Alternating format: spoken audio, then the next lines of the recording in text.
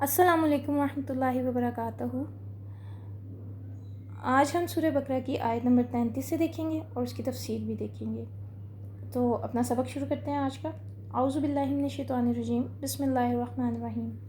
رب اشرح لی صدری ویسر لی امری واحلل عقدۃ من لسانی یفقہوا قولی، ربنا زدنا علما اللہم فقہنا فی الدین، الہی آمین یا رب العالمین۔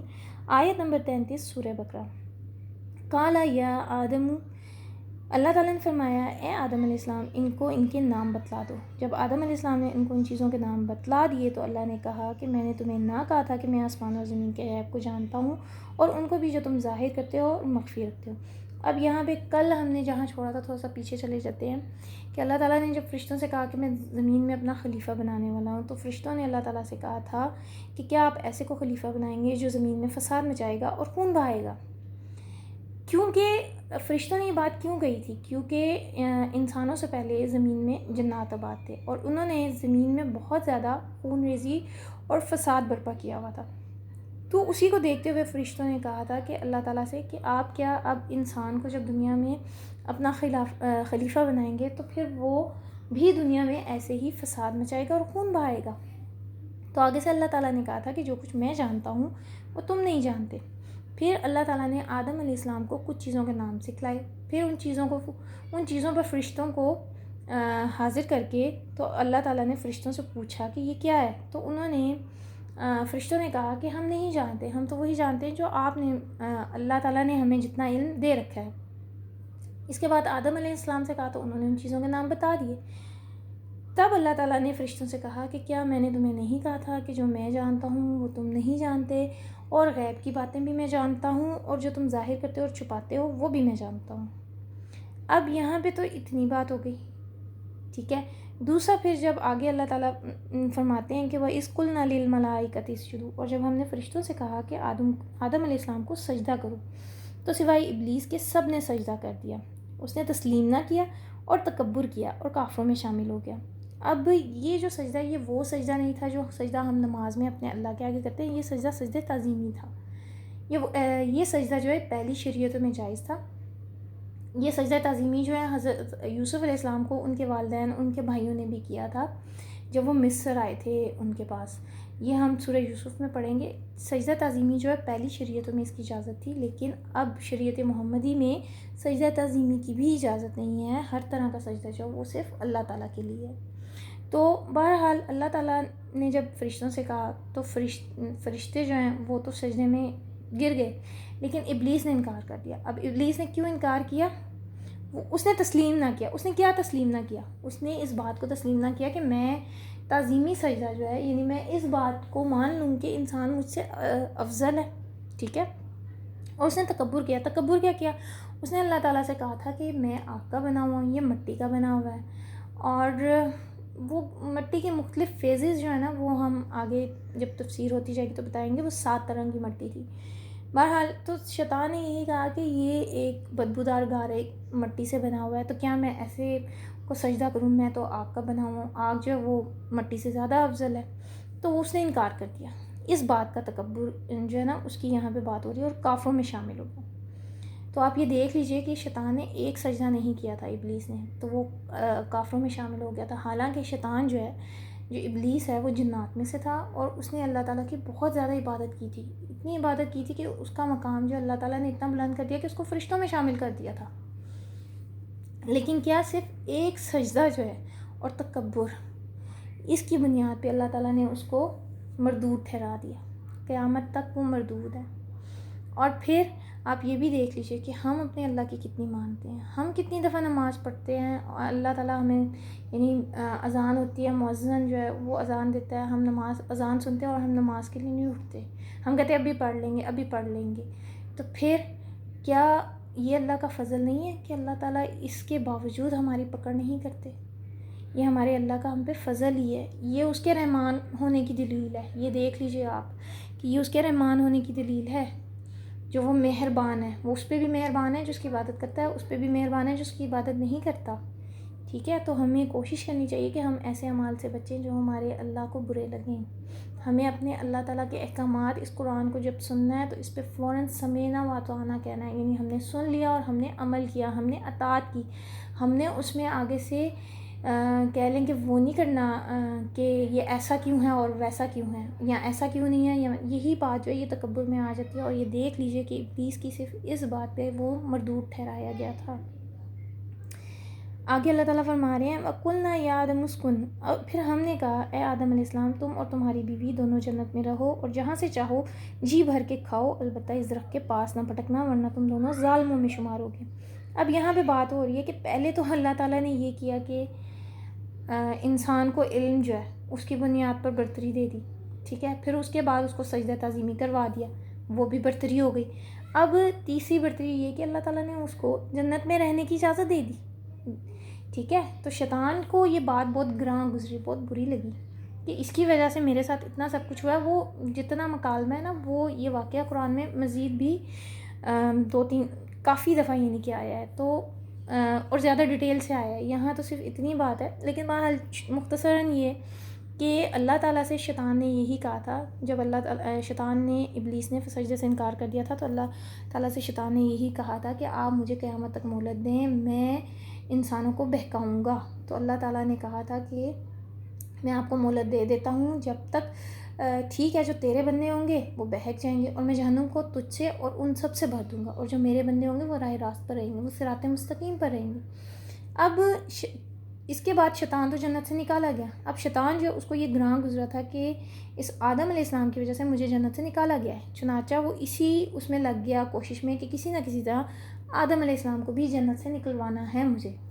چنانچہ آدم علیہ السلام اچھا پھر اللہ تعالیٰ نے یہ فرمایا اس درخت کے پاس نہ پھٹکنا. اب یہ کون سا درخت تھا یہ اللہ تعالیٰ کو بہتر علم ہے، اس کے بارے میں کوئی تفسیر نہیں، کوئی کہتا ہے گندم کا تھا، کوئی کہتا ہے انگور کا تھا، لیکن اس کے بارے میں حدیث اور قرآن میں مزید کوئی تفسیر نہیں ہے. اور اس کو جاننا بھی ہمارے لیے اتنا ضروری نہیں ہے، ہمارے لیے اتنا ہی کافی ہے کہ اللہ تعالیٰ نے اس کا ذکر اتنا ہی کیا ہوا ہے. اور جہاں سے چاہو جی بھر کے کھاؤ، اس کے پاس نہ پھٹکنا ورنہ تم دونوں ظالموں میں سے شمار ہو جاؤ گے. اب ظالم کون ہوتا ہے؟ جو اپنے نفس پر ظلم کرتا ہے. اگر ہم اللہ کی عبادت نہیں کرتے، اللہ کے حکموں کو نہیں مانتے، تو اس سے اللہ تعالیٰ کو کوئی فرق نہیں پڑتا، وہ ہمارا اپنی جانوں پہ ظلم ہے، ہم وہ اپنے ساتھ ظلم کر رہے ہیں. اس سے ہمارے اللہ کو ہماری عبادتوں سے یا ہماری نافرمانیوں سے کوئی فرق نہیں پڑتا. اگر ہم اللہ کی نافرمانی کرتے ہیں تو اس کا بار بھی ہماری اپنے نفسوں پر ہے، اس کا بوجھ بھی قیامت والے دن ہم نے ہی اٹھانا ہے، اس کی سزا بھی ہمیں ہی ملنی ہے. اور اگر ہم اللہ کے حکموں کو مانتے ہیں تو اس کی جزا بھی قیامت والے دن ہمیں ہی ملے گی. لہٰذا کوشش کرنی چاہیے کہ اپنے اللہ کے احکامات کو مانا جائے. فَأَزَلَّهُمَا الشَّيْطَانُ، آخر کار شیطان نے ان دونوں کو ڈگمگا دیا اور جس میں وہ تھے انہیں وہاں سے نکلوا دیا.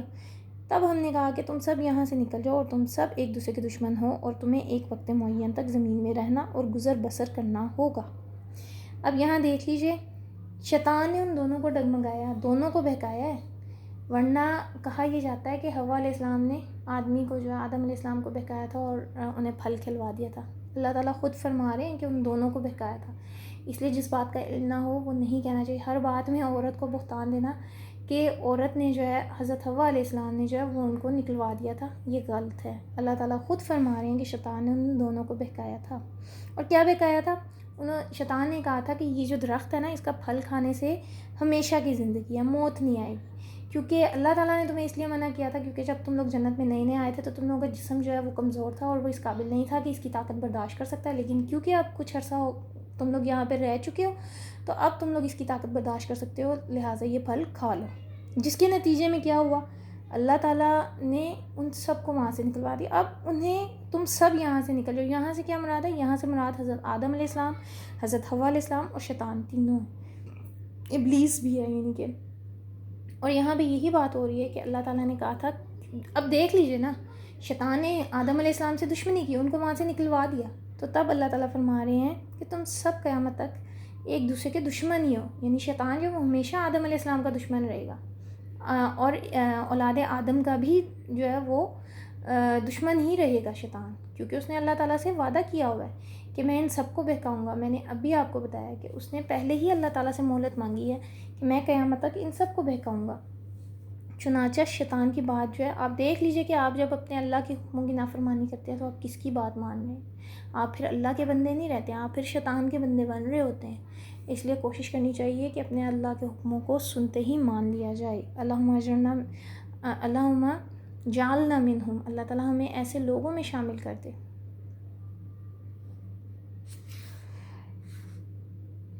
آگے اللہ تعالیٰ فرما رہے ہیں، پھر آدم نے اپنے رب سے چند کلمات سیکھے تو توبہ کی، تو اللہ نے ان کی توبہ قبول کر لی، بے شک وہ توبہ قبول کرنے والا رحیم ہے۔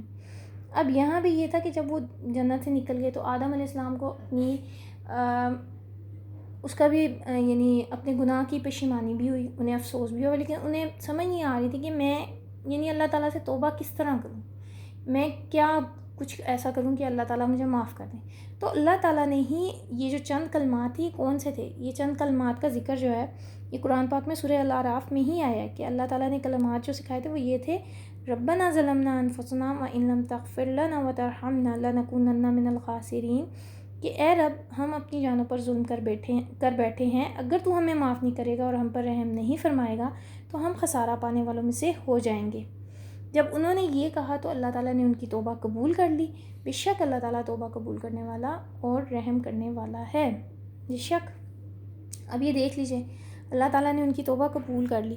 بعض لوگ یہ کہتے ہیں کہ جب اللہ تعالیٰ نے ان کی توبہ قبول کر لی تو پھر وہ جنت سے زمین پر کیوں آئے؟ تو آپ یہ یاد رکھیے کہ اللہ تعالیٰ نے یہ تو انسان کی تقدیر میں پہلے ہی لکھ دیا تھا کہ اس نے زمین میں آنا ہے۔ اللہ تعالیٰ نے فرشتوں سے جب کہا تھا تو یہی کہا تھا نا کہ میں زمین میں اپنا خلیفہ بنا رہا ہوں، اور جنت میں مقصد رکھنے کا یہی تھا کہ انسان یہ جان لے کہ اس کا مرنے کے بعد ٹھکانہ یہ ہے۔ جب انسان کسی چیز کو اپنی آنکھ سے دیکھتا ہے نا تو اس کے لیے کوشش زیادہ کرتا ہے، ٹھیک ہے؟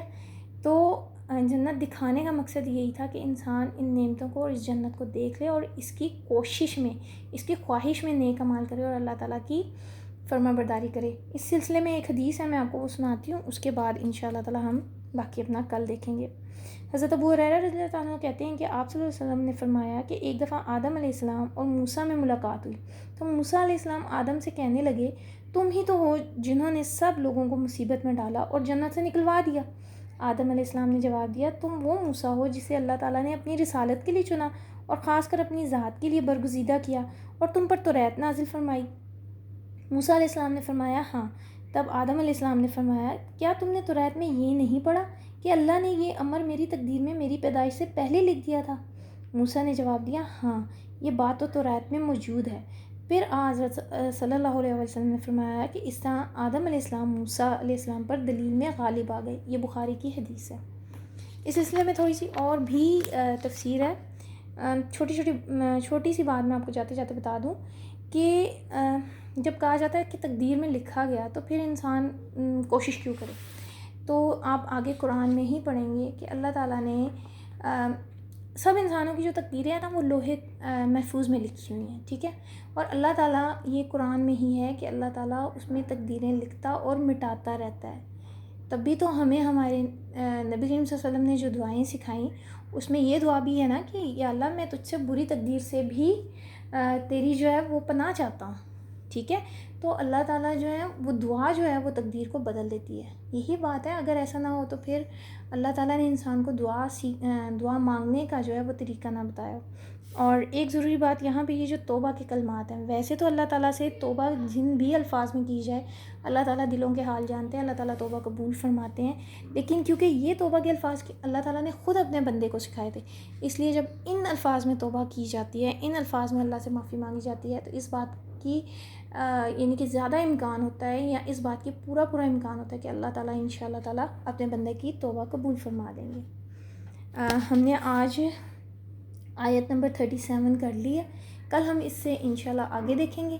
آپ کا میرے ساتھ رہنے کا بہت شکریہ۔ چلتے آخری بات، میرے چینل کو ضرور شیئر کریں، لائک کریں، سبسکرائب کریں، اور ایٹ لیسٹ اتنے تو ویوز ہونے چاہیے نا جتنے سبسکرائبرز ہیں۔ اور کل مجھے بہت اچھا لگا کہ میری بات سننے کے بعد اس میں ویوز آئے، تو اللہ تعالیٰ آپ کو بھی اس کی جزا دے اور اللہ تعالیٰ مجھے بھی اس کی جزا دے۔ اللہ تعالیٰ ہم سب کو اس پر عمل کرنے کی اور اس کو صحیح طرح سے سمجھنے اور سمجھانے کی توفیق عطا فرمائے۔ آپ سب کا بہت شکریہ۔ جزاکم اللہ خیرا کثیرا وما علینا الا البلاغ۔